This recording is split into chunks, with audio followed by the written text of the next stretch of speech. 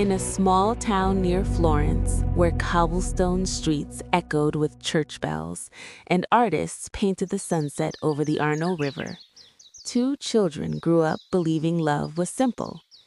His name was Luca Moretti.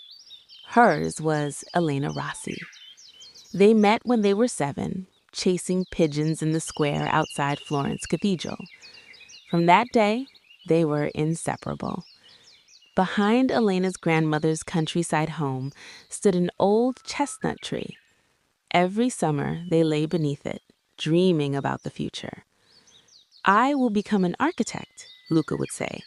"I'll design a house overlooking the hills, just for us." Elena would laugh softly. "And I will fill it with music. I'll play piano every morning."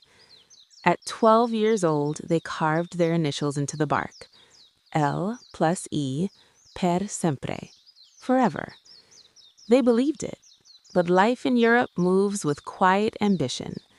Luca's family owned a small bakery. Money was tight.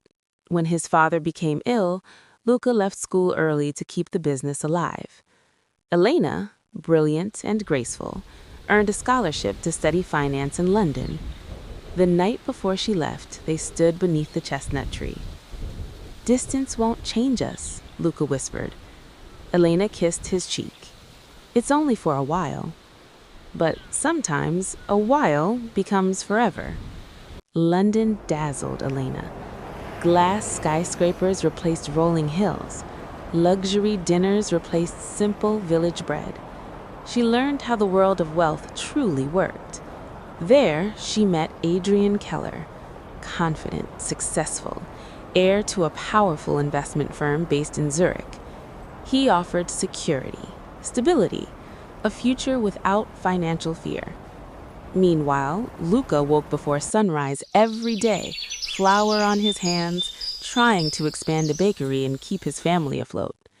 Their calls became fewer, messages shorter, dreams changed shape. Years later, an elegant envelope arrived at the bakery. Elena Rossi. Wedding ceremony. Lake Como.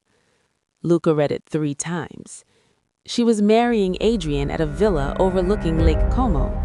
He didn't attend. Instead, he drove to the countryside and stood beneath the old chestnut tree. The carved initials were still there, slightly faded. He traced them with his fingers and smiled sadly. "Per sempre," he whispered. But forever doesn't always mean together. At the ceremony, Elena wore silk and diamonds. The mountains reflected beautifully on the lake. Everything was perfect, except for one thing. As the orchestra played and guests applauded, she remembered flower-covered hands holding hers and a simple promise made under a tree. She had chosen comfort, but love, pure, young, fearless love, had stayed behind in Florence. Luca eventually rebuilt the bakery into one of the most beloved cafes in town. Tourists visiting Florence often stopped there, never knowing the story carried in his quiet smile. Elena gained wealth, influence, and a life of luxury across Europe. But some nights, looking out over Swiss mountains, she would wonder, if love had been enough, would she have chosen differently? And somewhere in the Tuscan countryside, a chestnut tree still stands, holding the memory of 2 children who once believed love could outgrow the world.